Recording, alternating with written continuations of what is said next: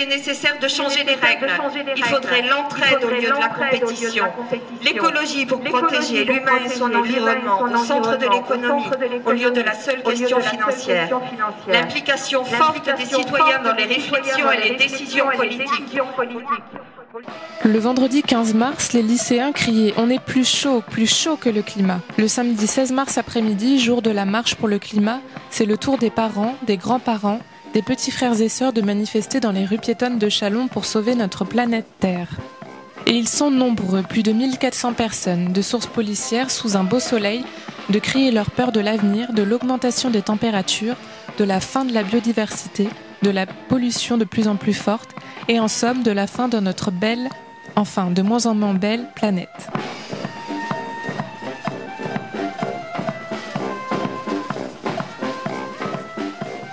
Le rendez-vous est fixé à 15h, place Saint-Vincent. Les marcheurs sont accueillis par la fanfare de l'Arrosoir en costume nature.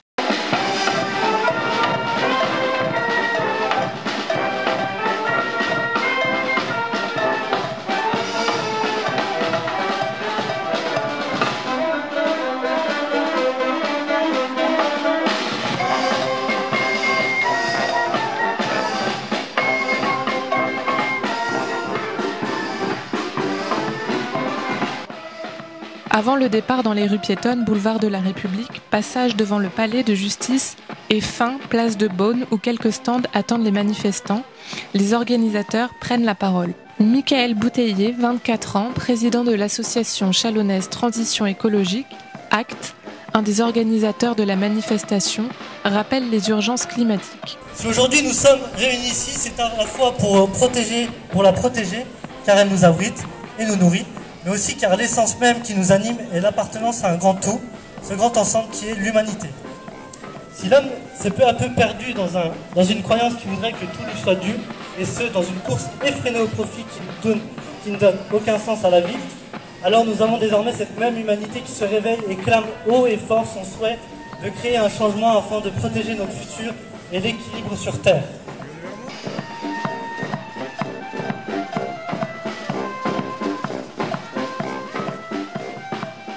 Sabine Blondeau, porte-parole du collectif citoyen Bien Vivre à Châlons, rappelle que les plus vulnérables d'entre nous sont les premiers à souffrir de la détérioration de notre planète. Elle rappelle que toute justice sociale, climatique et environnementale et démocratie sont un tout. Ces plus riches qui confisquent la majeure partie des richesses mondiales, qui la stockent dans les paradis fiscaux, qui détruisent la planète et le climat, creusent les inégalités et nous font vivre une dette écologique de plus en plus précoce. Il est normal de réclamer justice. Justice économique, sociale, climatique et environnementale, qui sont d'ailleurs indissociables.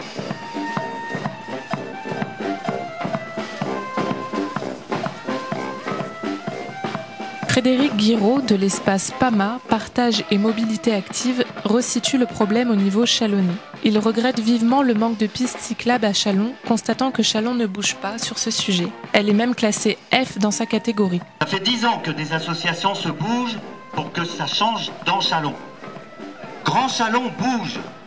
Châlons ne bouge pas. Réinventer Châlons Centre. Qu'est-ce qui se passe? Je vais vous citer les objectifs du plan mobilité du Grand Châlons. 6% de cyclistes en 2030. Alors que l'objectif national du plan vélo et mobilité active est de 9% en 2024. Au dire de certains élus, cet objectif de 6% ne sera même pas atteint en 2030. Pour que ça bouge, il faut que Châlons bouge. Catherine Sauzet du collectif pour un urbanisme responsable rappelle les mobilisations du collectif contre le projet de construction d'un centre commercial accueillant l'enseigne H&M place Général de Gaulle.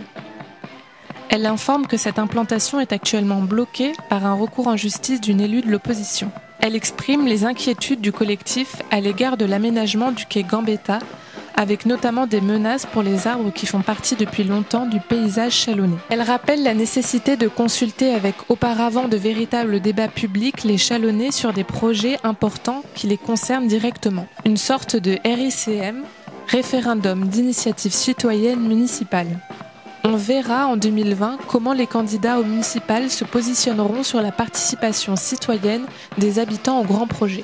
Au bout de 2000 signatures, on est allé rencontrer le maire et le président du Grand Chalon, et on ne peut pas dire qu'on a été entendu, puisque au dernier conseil municipal lundi soir, on a bien entendu que le maire réaffirmait qu'il soutenait le projet d'implantation de la place d'un bâtiment commercial sur la place de Gaulle. Voilà, donc ça fait partie des orientations budgétaires. Donc ça n'avance pour l'instant pas comme on voudrait, mais on continue à se battre.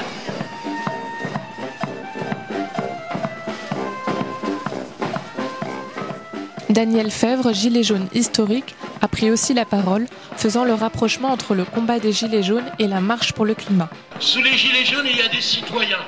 On revendique la même chose depuis 4 mois et le gouvernement fait semblant de ne pas entendre. Il nous faudra reconquérir la démocratie pour pouvoir sauver les plus pauvres, sauver le pouvoir d'achat, avoir la justice fiscale et avec ces outils sauver notre planète parce qu'il y a urgence.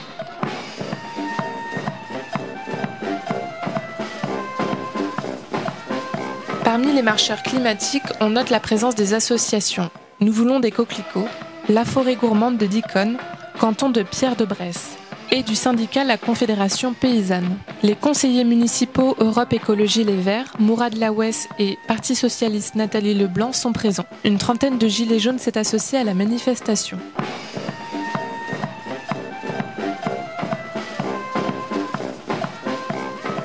Place de Beaune, Thierry Grosjean, président de la CAPEN 71, Confédération des associations de protection de l'environnement et de la nature, se félicite du succès de cet après-midi climatique et aussi de la motivation des jeunes lycéens la veille. Le mouvement prend de l'ampleur. Il y a urgence. D'autres actions sont donc prévues très prochainement. L'environnement reprend toute sa place et les candidats aux européennes et municipales devront ne pas oublier la demande citoyenne non seulement par des paroles, mais surtout par des actes tenus. Tired of all this hate and greed. Peace and love is what we need. No more war and no more hate, and peace and love is at your gate. Peace and love, we got the answer. Peace and love, Charlotte. Peace and love, we got the answer. Peace and love. Peace and love, we got the answer. Peace and love. Here we go now.